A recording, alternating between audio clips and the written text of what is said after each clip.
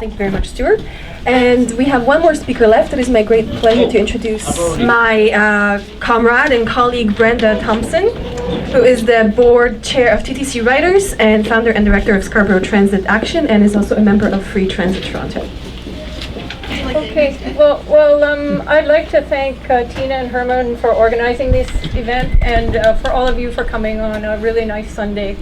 I appreciate it. So I'm going to talk a little bit about privatization of public transit in Toronto. Sorry, I'm going to talk about the privatization of public transit in Toronto. And the different forms that it's taking right now is, I guess, public-private partnerships and outsourcing of public management staff who are in the position to manage the delivery of new transit. There's also some tax increment financing that's happening around new transit infrastructure. It's being proposed to pay for new transit, but really it just encourages gentrification and prices people out of homes. So next one. So we have, I guess, two interpretations of public-private partnerships. One from Transportation Minister Stephen Del Duca is that P3s are not privatization because the public still owns the asset. And in a certain way, he may be correct. However, we haven't gotten to the point where we're selling off TTC streetcars and GO trains. But according to John Loxley, who's a professor of economics at the University of Manitoba, P3s are privatization by stealth. So there's a gradual taking away of public control, public transparency, and the public benefit of having transit for the benefit of the public.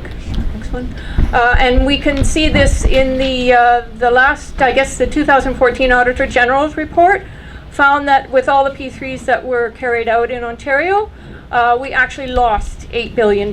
So we were basically giving our corporate friends money that could have gone toward other services like housing, healthcare, transit. So how did we get to where we are with transit privatization? Well, it starts with globalization and all the international trade agreements. Then you have different pro-business non-government organizations like the Canadian Council for Public-Private Partnerships, the Toronto Regional Board of Trade. The Canadian Council for Public-Private Partnerships is a kind of a business lobby group.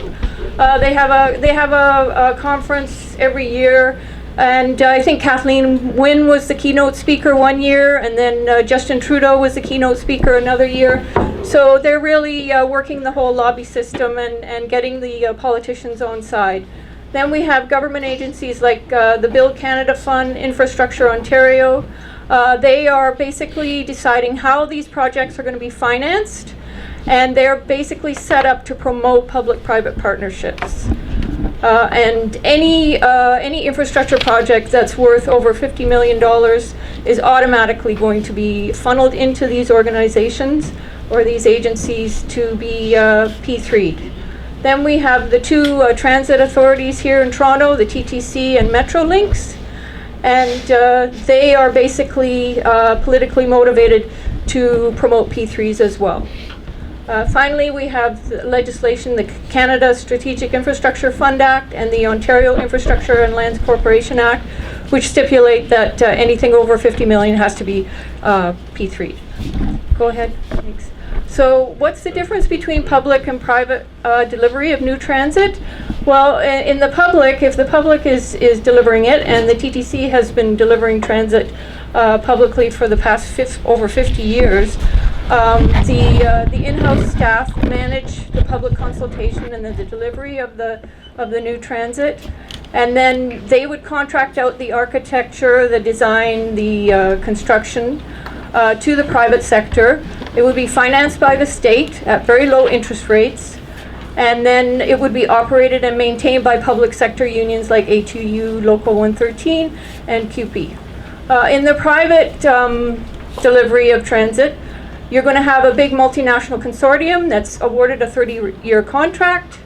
They could be in charge of the design, the build. The financing is coming from private banks and equity firms. And they also could be given the contract to operate the system and to maintain it over that 30-year period.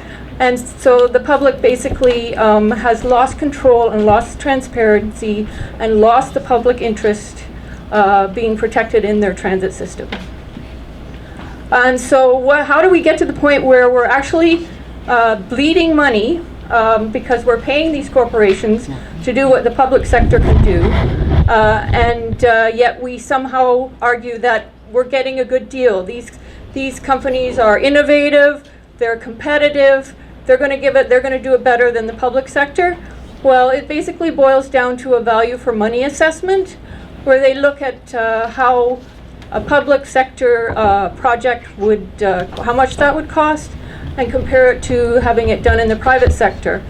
However, because there is so much risk involved with delivering transit projects, and because these companies have to get their financing from a private bank, and that private bank is going to want to charge a premium for that risk, there really isn't any way to say that the private company can do it for cheaper. It's just not possible. Plus, they want to make a profit. So what ends up happening is they just jack up the price on the public example, and then they claim that it can be done cheaper by the private sector because the public sector somehow has a higher risk. And this is all done behind closed doors, so the public doesn't have access to any of this information, and it usually doesn't come out until the Auditor General has a look at it and the project has already been awarded to the private sector. So there's really no way for the public to intervene in this situation. Okay. When we look at all the transit projects that are lined up in Toronto, I think there's almost 15 of them. And I think the plan is for all of those to be built using a public-private partnership, or also to be managed privately. When we look at what the TTC is in charge of, they're in charge of the Toronto-York-Spadina subway extension and the Scarborough subway extension. And those, for the Toronto-York-Spadina subway extension, that project has been, the management of that has been outsourced to a large multinational, Bechtel. And the Scarborough subway extension, they're looking at also using a P3 on that, but chances are the operation and the maintenance of those new lines will be done publicly. And then Metrolinx has all of their projects using a public-private partnership, and they are going to have the TTC operate the Eglinton Crosstown, possibly the Finch LRT, for 10 years. But the maintenance of those projects will be under a 30-year contract with the private consortium. So if we look at the Toronto-York-Spadina subway extension, that's a good example of how we got into a situation where we're actually outsourcing the management of that line now to a multinational corporation, Bechtel. And it had about 400 million in claims, and they were running out of time. They kept being delayed, and so the TTC felt they had to do something to speed up this project and get it built by the end of 2017. There were a number of things that they had problems with. They had an 18-month delay in federal funding. They had these amazing, iconic stations that were very complicated. There was also a fatality, and they had a tunneling contractor who was unfamiliar with Canadian geology. Next one. Number of contracts? Yeah, number of contracts were high too. Yeah. Okay. All right, so what they did was they had a review of the project by the American Public Transit Association. And this is sort of a hands-off organization. There's a lot of expert people who work for municipalities overseeing transit systems. And they found that, that it was impossible for them to get an earlier delivery date than 2019 because of the lack of credible schedule information from the contractors. So who were some of these contractors? Well, there was delays with one of the stations, and it turned out that the contractors were Spanish global multinationals, and they were not aware of Canadian geology. There was a fatality on site. They were charged $400,000 under the labor code for breaking safety rules, but the project was delayed for a year because of that. Another multinational, Carillion, is a UK company. They also caused a delay to the Vaughan Metropolitan Centre station. And then finally, Arup was in charge, another UK multinational was in charge of designing two stations. And they didn't know, they weren't familiar with the design codes in Canada, and so they kept falling behind, and finally the TTC took them to court. So the TTC really wanted to get a delivery date by 2017, and even though APTA had said that's not possible, Bechtel came in and said, oh, we can do that for you. And so what they did was they fired 2 TTC managers and they replaced them with about 30 staff from Bechtel. But Bechtel had some conditions that they wanted the TTC to meet. They had to agree to new milestones submitted by the contractors. They had to release funds owed to station contractors, fire the project managers, and then pay Bechtel $150 million to take over the project. So we see a completely different perspective on the situation coming from Bechtel, and actually it's having an impact on our TTC service and our fares because the city had to find the money to pay Bechtel, and they had to pay them $90 million was their share, and so they took that money out of the operating surplus, which is generated by the TTC from year to year for operating the transit system. And the thing about that is that the TTC has been raising fares every 4 years. And for us to have a surplus, basically because we've been raising fares, and then put that money into paying a global multinational is kind of an insult. That money should be going into maintaining the existing system and making sure that people have affordable transit. Okay, so then Bechtel has been brought in to basically manage this TYSSE, and the question is this an improvement on the situation? Is this what we really want? Their reputation precedes them. This is an extremely large global multinational construction company. I think they're the biggest one in the US and the third largest in the world. So they operate with a budget of about $37 billion, and they're responsible for the Boston Big Dig fiasco. That was a bunch of tunnels and highways that were to go through Boston. Started out being $2.6 billion, and about 20 years later, it had cost the city $24 billion.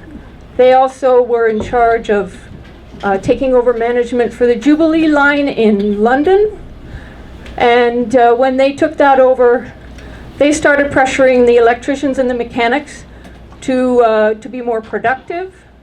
And the mechanics had to work in situations where there were no fire alarms.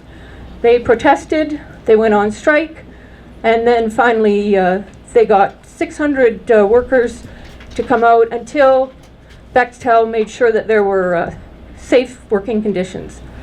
There was also a P3 in London where they were in charge of basically running these lines, and they couldn't manage it. They even closed the lines on Sundays, and the London government gave them £400 million to help them out, but they just couldn't make a go of it, and so it had to go back to London Transport. Finally, the London Crossrail blacklist. That was a list that had been created by a clandestine company in London, and any electrician, laborer, mechanic who complained about safety conditions was put on this blacklist. And so you had thousands of British workers who could not find a job for years. And it finally came out that this blacklist was in existence. It was being used by a lot of the big construction companies. And Bechtel had actually hired someone on their staff who had used this blacklist when he was working for another construction company. And so this man, Ron Barron, was let go, but the unions claim it was probably because he was a user of the blacklist. So if you have a company like that coming in to the Toronto Transit Commission and taking over our delivery of our transit, I think we should be worried. Next one. The other P3s that are happening are the Presto fare card. That has been taken by a company called Anderson Consulting. I don't know if you've heard of Enron, but they now call themselves Accenture. And that started out as a $250 million project. It has ballooned to $700 million. The sad thing is that the TTC actually had a contract with a company for this kind of service. But the Metrolinx and the province said, no, we don't want you using that company. You're going to go with this, or we're not going to give you the gas tax for transit, and we're not going to fund the LRT projects. So the TTC had to go with the private partner. Okay, thanks. Then finally we have the Eglinton Crosstown LRT, which is also run by Metrolinx. And as you can see, the companies that are involved here happen to be quite large. ACS Infrastructure Canada, which won the bid. It's the largest, I think the second largest construction company in the world. And so you have very little competition here with these P3s. They tell us it's all about competition, but really you have a handful of companies that are bidding on these projects. And a lot of our local architectural, design, and engineering firms are shut out. And finally, the province, I guess it was Minister Stephen Del Duca, claimed that they had saved $2 billion on this project, and that it was actually going to cost us $11 billion, but they got it down to $9 billion. But the fact is they can make up any number they want. We don't have any way of verifying it, and so it's really all just spin. Anyway, we will be monitoring these P3s. TTCriders has a position that we want to keep the TTC public, but we don't have this position really integrated into our main campaign, which is for lower fares and more service. But it's definitely going to have an effect on existing service. We're going to be draining money away from operations in order to pay for these privatization schemes. And so we really feel that it's important for us to work together with the unions and with transit riders to protest. Thank you. Okay, thank you very much, Brenda. We have one surprise brief speaker that will also speak to the issue of transit. Bill Reno from the Amalgamated Transit Union is somewhere here. He's right behind you. Right there. He was supposed to come later, but since we got him earlier, we can say a couple of words now. Thanks very much for squeezing me in, and Brenda, it's going to be hard to say any more of substance after Brenda has been working. How about this? Okay, all right. Thanks. Let me just give a few very brief things that will put some of this in historical perspective. Public transit in Toronto started in the 1860s, and it became a privately operated franchise thanks to City Council in the 1880s, and they immediately began to screw it up. And it was a 30-year franchise, and in 1893, the franchise was going to be re-awarded again from City Council to this private consortium. A private consortium that consisted of, among other people, Sir Henry Pellet, the builder of Castle Loma, and who was also part owner of the private Toronto Hydro. So sir, it gives you an idea of the kind of profits we're talking about. when you can afford to build a castle in the middle of Toronto from the profits of electricity and transit. In any case, because there's plenty of evidence that council and the mayor of the time were paid off by the private company, they got the franchise reinstated for another 30 years. Much to the chagrin of practically everybody in the city, especially those who took transit and needed it. And there was a popular movement that ended up in a referendum in 1920, where the people of Toronto were asked if they supported a public agency that would be responsible for transit in Toronto.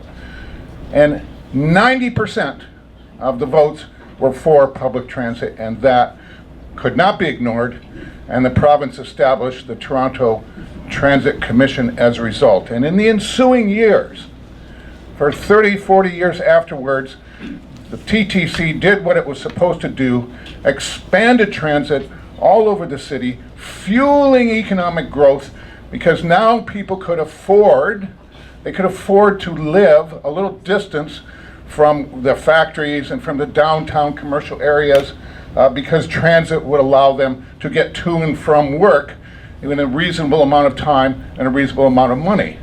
And that was the number one benefit to Toronto of public transit. Now, the prosperity that Toronto gained through public transit has been repeated throughout the world.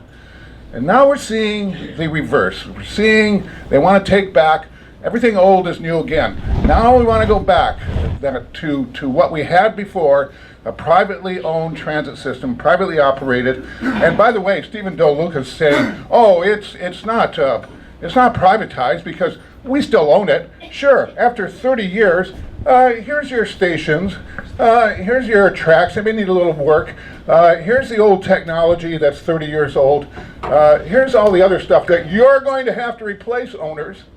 It's like somebody getting your house for 30 years, not doing anything to maintain it except what is absolutely necessary, and then handing it back to you and saying, now you own it. That's what's going to happen, and that's what has happened. What is the essential? Before I wind up, I got a little story. Just before the last provincial election, Bob Kinnear, president of the Transit Workers Union, met with Kathleen Wynne, Premier of Ontario, face to face, about this far away. And he asked her, Premier, can you tell us one example of a transit system anywhere in the world that has been privatized or P3'd, call it what you want, that has delivered on what it promised? Just one anywhere in the world. And Wynne had an advisor to the left, advisor to the right. She looked to her left, the guy went. She looked to her right, I know, I was there. Looked to her right, no. And she just went on. She ignored the question. Because there is no answer. There is no example anywhere in the world of privatized transit systems performing as promised. And if we have just quick examples, Brenda gave a couple. London's disaster, Santiago, Chile. Now, workers in Santiago have a private system that costs approximately 20% of the average wages, daily wages, to get to and from work, and the newly privatized, shiny new Santiago subway system, if you can get on it. York Region, just north of Steeles, the only fully privatized transit system in Canada, which sends untold millions of dollars to France every year, which is where the private company that owns it resides. And York Regions, their fares are the highest in Ontario. The public subsidies are the highest in Ontario. The wages that they pay the workers are the lowest in Ontario. There is no benefit to private ownership of the York Region transit system. We have, in Brazil, they've had riots over privatized transit. In Melbourne, well, see the movie, and I'll wind it up there. In 2010, Bob Kinnear said, we have to do something. We gotta make a movie or something about transit privatization. Probably there's something out there. We looked and we looked and we looked. We couldn't find anything out there that was a good explanation of the perils of privatization. So the transit union made such a movie. And you can see it on YouTube. Go to YouTube. The search terms are Keep TTC Public. Pretty easy to remember. 2 parts. One last thing, Vancouver, another Canadian example where there was a P3 involving SNC Lavalin, an international criminal who was brought in the Vancouver Canada line by cutting stations, by shortening the platform so that it can never be expanded, ever, and by cutting the budget and by underpaying thousands of workers from third world countries. Anyway, there's every reason to oppose privatization of transit. We've got a very good organization in town, TTCriders. I hope that you'll continue to support them. Thank you. Conclude this section of our day, and just before we break for lunch, Fred Hahn from CUPE Ontario is going to make a couple of words. If the floor is yours for a couple of minutes, if you want, Fred. I'm happy to. So my name's Fred. I'm from CUPE, the Canadian Union of Public Employees. I just want to thank the organizers for this opportunity, because I feel like a bunch of us are saying similar things. This is what I'm hearing. We're in a bunch of silos and we're all getting screwed, right? And so how do we actually make a plan where it's not about the most important thing is hydro, the most important thing is health, the most important thing is whatever. How do we bring that stuff together and actually talk about what's happening, which is the mass transfer of public good, public wealth into private hands? And how do we communicate that to people in a way that they actually so they actually understand it? Sorry. Because so I will speak only for our members in my union. Our members in my union are like their neighbors and their friends. They are soaking in this language. They have adopted it. The last point I think is an important one. Like, in terms of people just don't see what's happening, or they think what's happening is inevitable, or that it is normalized. So, we have been doing, just on the hydro front. I mean, look, we have 85% of the people of the province of Ontario opposed to the sale of hydro. 194 municipalities passed resolutions against it. 36 chambers of commerce, not our normal buds, wrote letters to the premier asking her to not sell hydro, and it hasn't mattered, right? And so what do we do? And that's part of what some folks we're going to talk later today about plans of working together. Having 2 coalitions on hydro is lovely, but not if they're not working together. Like, we got to do that. And how do we tie that to health, right? So talking to Natalie about this referendum on hospital cuts, how is it related to hydro, right? Can we do these things together? Oh my God, what a crazy idea, right? And how do we involve this stuff about housing? And how do we start having these conversations with people beyond, like, it's lovely to see all of you, but I know half of you, or 3/4 of you, right? Like, it's great to see you all. But like, how do we get beyond us to other people? And I think that is a strategic question that we need to start to think about this afternoon, and really think about how do we build this stuff together. The right wing has been successful for 30 years. They don't necessarily fight amongst each other, except for when it comes to dividing market share at the end of the day, right? Like, they make a plan and they stick to it. So how do we start to do that? And it's challenging. I come from the labor movement. We're not, as united as we could be. And then there's many community groups, and there are many folks who are interested in these things and have different perspectives on what the answers are. The reality is we all want the same thing. We want a reversal of what's happening. We want things to come back into public hands, because we understand that collectivity, that collective wealth is what's important. I'm not so sure that our members, that our friends, that our neighbors, that our family members actually get that. And so we also have to think about how we continue to message this stuff and build this resistance. And we have to make the Liberals feel pain. They must feel pain for what they are doing. They must be called out. They cannot skate by as though they are progressives. They are not progressives in any way. And that goes for Kathleen Wynne, and it goes for Justin Trudeau, It is not, I would say, the answer to suggest that we have any progressive parties. We also have to push, the NDP to say, look, not just stop the sale at 15%, but if we're elected, we'll buy back that 15% and we'll change the system of marketization. So there are other things we can do.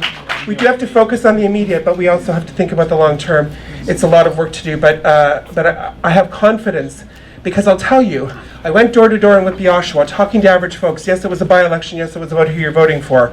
But the level of anger in average people is palatable. People understand that their wages have basically been frozen and fallen, that their buying power is not existing, is disappearing, that the prices of everything is going up, and that the rich are getting richer and that the rest of us are getting screwed. People understand that in some very basic economic way.